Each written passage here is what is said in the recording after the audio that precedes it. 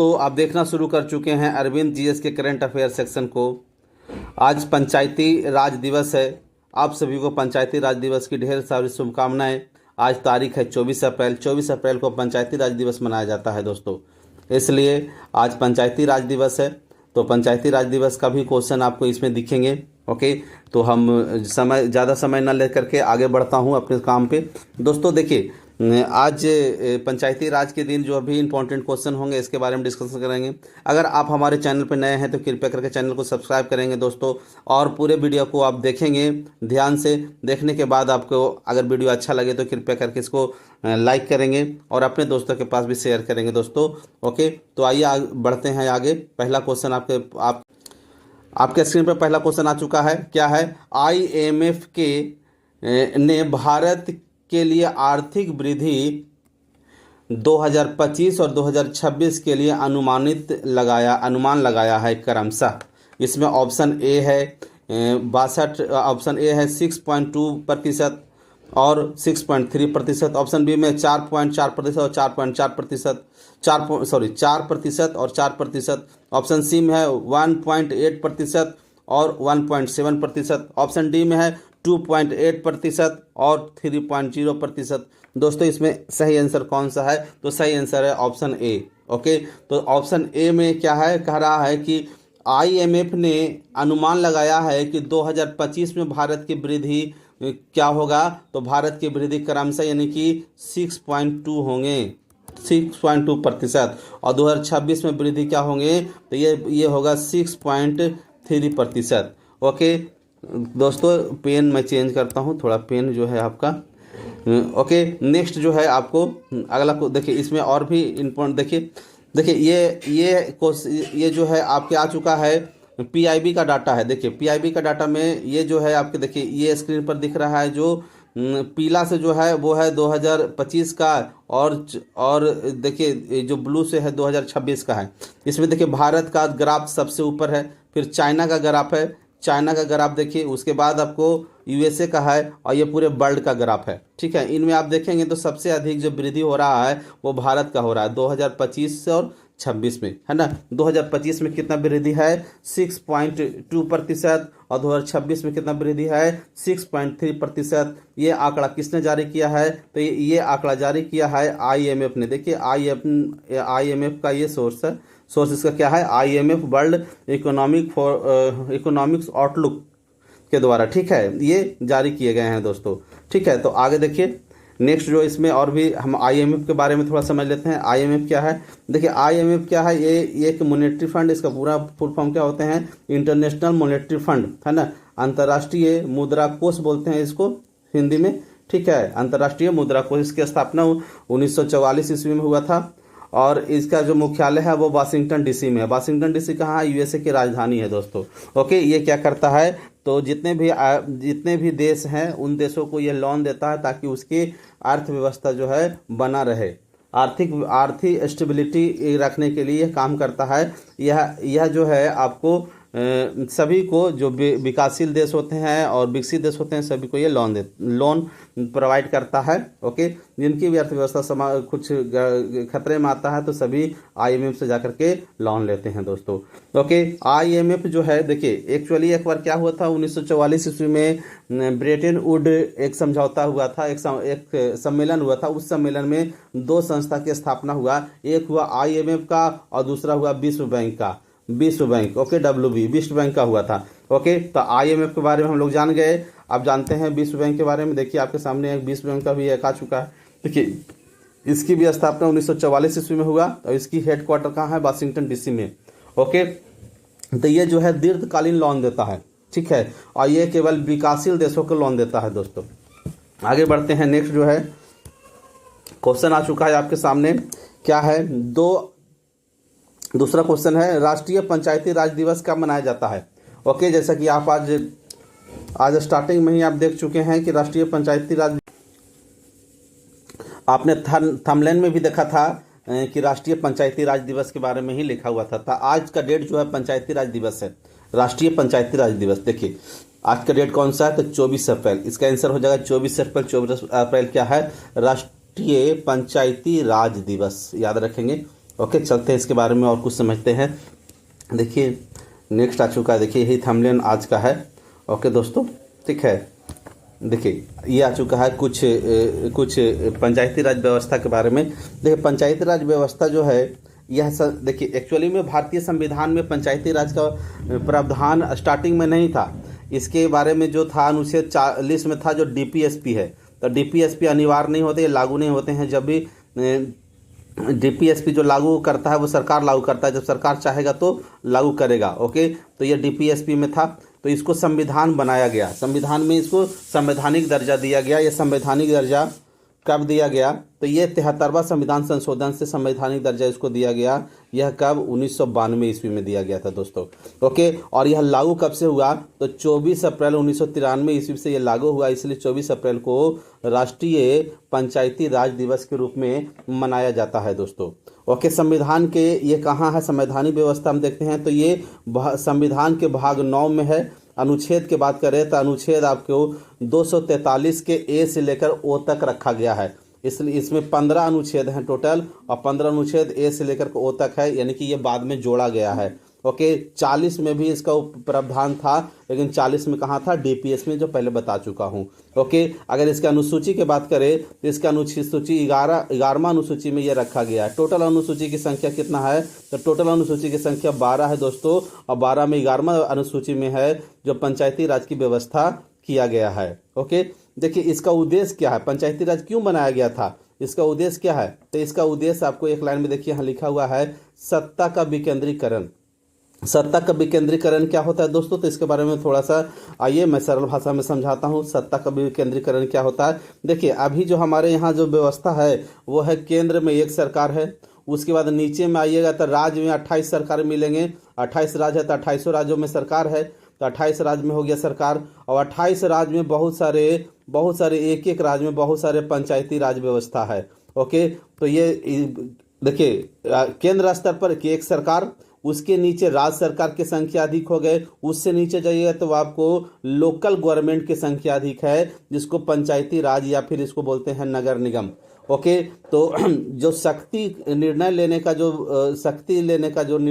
जो आपको प्रावधान कहाँ होता है, ये अगर केंद्र के पास हो तो उसको बोलते हैं केंद्रीकृत शासक, सेंट्रलाइज्ड गवर्नमेंट सत्ता। ओके, जब पूरा देश का निर्णय लेने का केवल एक ही जगह अधिकार हो तो वो कहलाता है केंद्रीकृत सत्ता। ओके, और लेकिन जब सत्ता का इसी तरह का विभाजन हो जाता हो, बहुत सारे विभाजन हो जाते हों, केंद्र से दूर चला जाता है सत्ता, तो वो कहलाता है विकेंद्रीकरण, डिसेंट्रलाइजेशन। ओके, तो ये सत्ता का सेंट्रलाइजेशन हो गया, है ना। देखिए एक्चुअली में क्या है कि अगर आपके क्षेत्र में कोई समस्या है तो उस समस्या के समाधान, अगर हम एक ही प्रकार के सरकार रखें जो दिल्ली में बैठा हुआ है वही केवल सरकार हो और भी सरकार ना हो, तो कितना समस्या उत्पन्न हो सकते हैं। आपके गांव में नाली के प्रॉब्लम है, आपके गांव में सड़क के प्रॉब्लम है, आपके गांव में बिजली नहीं आ रहा है, तो इन सब समस्या को देखने के लिए क्या केंद्र सरकार के लोग आएंगे? नहीं, ये समस्या को समाधान करने के लिए आपके स्थान विशेष में ही एक सरकार बैठा हुआ है, जो अगर आप गाँव में रहते होंगे तो वो कहलाता है पंचायती राज, और अगर आप शहर में रहते होंगे तो वो कहलाता है नगर निगम। ओके, नगर निगम। तो इस तरह की व्यवस्था हमारे देश में है, जिसको स्थानीय स्वशासन कहते हैं, या फिर इसको बोलते हैं सत्ता का विकेंद्रीकरण। ओके, तो ये यानी कि पंचायती राज का उद्देश्य क्या है? सत्ता का विकेंद्रीकरण करना। स्टार्टिंग में सत्ता का विकेंद्रीकरण नहीं था, ये बाद में जोड़ा गया 1992 ईस्वी के संशोधन में। 1993 से इसको लागू कर दिया गया। आज पूरे भारत में यह लागू है दोस्तों। तो मैं समझता हूँ कि पंचायती राज आप बहुत बढ़िया से समझ चुके हैं। ओके, अंग्रेजों के समय में एक वाइसराय थे जिनका नाम था लॉर्ड रिपन। रिपन के नाम सुने होंगे दोस्तों। और रिपन जो था उन्होंने पहली बार ग्राम पंचायत यानी कि जिसको बोलते हैं स्थानीय स्वशासन लागू किया था। स्थानीय स्वशासन लागू किया था। ओके, तो इसलिए स्थानीय स्वशासन का जनक रिपन को कहा जाता है। ठीक है, तो रिपन, जबकि यह लागू नहीं हो पाया था, ठीक है, लेकिन इन्होंने प्रयास किया था इसलिए रिपन को स्थानीय स्वशासन का जनक कहा जाता है। ये फैक्ट है, इसको आप याद रखेंगे दोस्तों। आगे बढ़ते हैं। विकेंद्रीकरण तो समझ में आ चुका होगा। केंद्रीकरण के मतलब पूरे देश का एक जगह सरकार हो, और विकेंद्रीकरण के मतलब है कि पूरे देश में सरकारों की संख्या बढ़ता जाए। ओके, यानी कि हमारे यहाँ जो सरकार है वह पिरामिड की जैसा है। देखिए केंद्र में आप जैसे ऊपर की ओर देखिएगा अकेले है, फिर नीचे आइएगा तो दूसरा स्थान पर कौन है, राज्य सरकार हो गया। ठीक है, इससे नीचे आएगा तो और भी संख्या बढ़ते ही जाते हैं। ओके, तो इस तरह से यानी कि हमारे यहाँ जो बनता है सत्ता का पिरामिड बनता है। नीचे में सबसे ज़्यादा गवर्नमेंट मिलेंगे, हर एक गांव में अलग अलग पंचायत, अलग अलग मुखिया ये सब काम करते हैं। उसके ऊपर में राज्य सरकार हो गया, और ऊपर सबसे ऊपर टॉप पर जाएगा तो केवल एक केंद्र सरकार है। तो ये पिरामिड जो बनाता है ना, ये हमारे सरकार की व्यवस्था है। यानी कि हमारे यहाँ जो सरकार है 3 स्तर पर सरकार है, एक केंद्र स्तर पर, एक राज्य स्तर पर, और एक है आपका लोकल गवर्नमेंट जिसको स्थानीय स्तर पर कहते हैं, स्थानीय शासन, जिसमें नगर पंचायत और ग्राम पंचायत और नगर निगम आते हैं दोस्तों। ओके, नेक्स्ट क्वेश्चन आपके सामने देखिए आ चुका है। वो क्या कहता है, विश्व स्वास्थ्य शिखर सम्मेलन के क्षेत्रीय बैठक का आयोजन कहाँ होने वाला है। यानी कि अभी हुआ नहीं है, इसी मंथ में शायद 27-28 तारीख को ये होने वाला है। तो ये कहाँ होने वाला है, ऑप्शन ए में दिल्ली, ऑप्शन बी में लंदन, ऑप्शन सी में न्यूयॉर्क, ऑप्शन डी में सिंगापुर। तो इसका सही आंसर हो जाएगा ऑप्शन ए। क्या है, ऑप्शन ए में क्या है, ये हो गया आपको नई दिल्ली में ये होने वाला है। तो इसके बारे में मैं कुछ विशेष नहीं लाया हूँ, ये जब होगा तो उस समय इसके बारे में विशेष बताएंगे दोस्तों। ओके, तो इसको हम आगे बढ़ाते हैं। नेक्स्ट क्वेश्चन आपके सामने आ चुका है, वो क्या है, ग्लोबल फायर पावर इंडेक्स 2025 में भारत का रैंक क्या है। ग्लोबल फायर पावर इंडेक्स, ये सब जानता है, सभी भारतीय जानते होंगे इसके बारे में। ग्लोबल फायर पावर इंडेक्स यानी कि सैन्य शक्ति किसके पास ज़्यादा है पूरे विश्व में। ओके, तो पूरे विश्व में जो सबसे चौथा नंबर पर जो आता है, भारत का स्थान पूछ रहा है, तो भारत का स्थान चौथा नंबर पर आता है। ओके, और सबसे ऊपर किसका है, सबसे ऊपर पहला स्थान पर आता है अमेरिका का यूएसए। ओके, यूएसए का आता है पहला स्थान पर। ठीक है, दूसरा स्थान पर आता है आपका चाइना। ठीक है, तीसरा स्थान पर आता है रसिया, और चौथा स्थान पर आता है अपना भारत। ओके, भारत। ठीक है, ये दोनों में दूसरा तीसरा है, बाकी पहला तो ये है और दूसरा चौथा भारत है, याद रखेंगे। ठीक है, ये करता कौन है ना, यह इंडेक्स जारी कौन करता है, तो global fire power index, global fire power group है, ग्लोबल फायर पावर इन्होंने ही जारी करता है किसके पास ज़्यादा शक्ति है। कोई दिक्कत नहीं आता है। 2024 में भी हम चौथे स्थान पर भी, अभी भी चौथे स्थान पर होंगे। अब चौथा से हम तीसरा तक जाएंगे, चौथा से पांचवा जाने का हमारा इरादा नहीं है, ये हमेशा सरकार कोशिश करता जा रहा है। आगे बढ़ते हैं। नेक्स्ट क्वेश्चन आपके सामने आ चुका है, क्वेश्चन नंबर 5। देखिए ये है ग्लोबल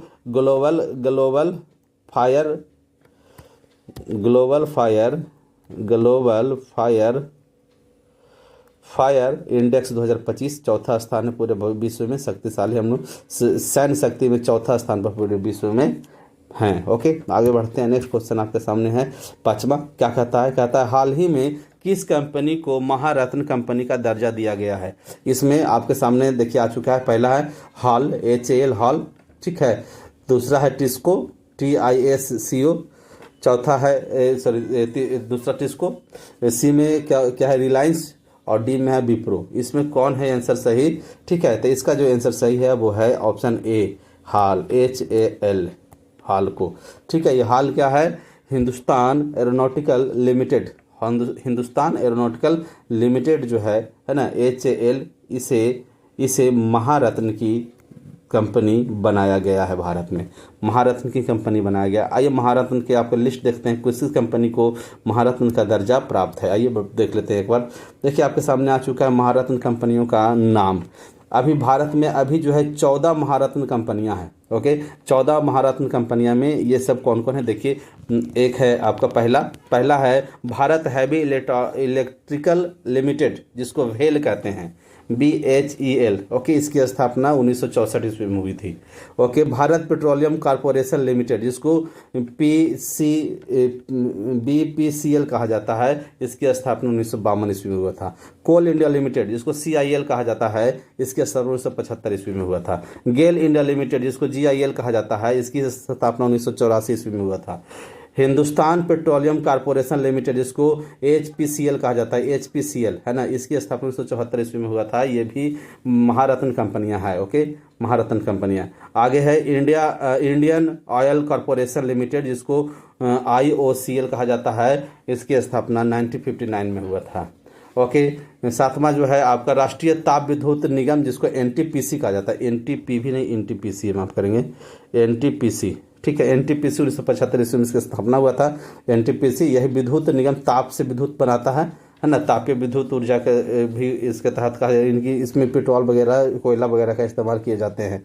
ओके, तेल एवं प्राकृतिक गैस निगम लिमिटेड, जिसको ONGC कहा जाता है, इसकी स्थापना 1956 ईस्वी में हुआ था, है ना। Power grid corporation of India limited, इसको PGCIL कहा जाता है। इसकी स्थापना 1989 में हुआ था।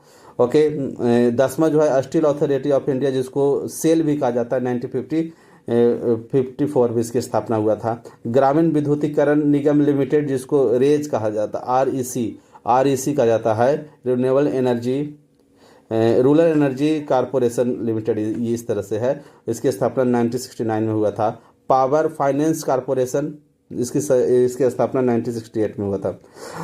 ऑयल इंडिया लिमिटेड है ना, जिसकी स्थापना आपको ये दोनों का स्थापना आपको बताना है, ठीक है। हिंदुस्तान एरोनॉटिकल लिमिटेड हॉल, ठीक है। ये सब, ये जो है चौथा, ये जो हाल ही में किस कंपनी को मिला है महारत्न की दर्जा, ये मिला है हाल को, ये आप याद रखेंगे, ठीक है। हॉल, आपसे ये कई बार क्वेश्चन इस तरह से आए हैं कि इनमें से कौन सा कंपनी है जिसे महारत्न की दर्जा प्राप्त नहीं है। ओके, तो ये 14 कंपनी है, उसी को महारत्न की दर्जा प्राप्त है। ये PSU होता है, पब्लिक से ये होते हैं पब्लिक सेक्टर वाले कंपनी होते हैं, जिसमें मतलब कि सरकार का इसमें स्वामित्व होते हैं, ठीक है। तो ये कंपनियों को आपको मिला है, ये दर्जा है। लेकिन आपको कई बार क्वेश्चन में रहेगा कि इनमें से किस कंपनी को महारत्न की दर्जा प्राप्त नहीं है, और ऑप्शन में रिलायंस रह जाएंगे, विप्रो रह जाएगा, टिस्को रह जाएगा। तो ये सब कंपनी जो है महारत्न के श्रेणी में नहीं आता है।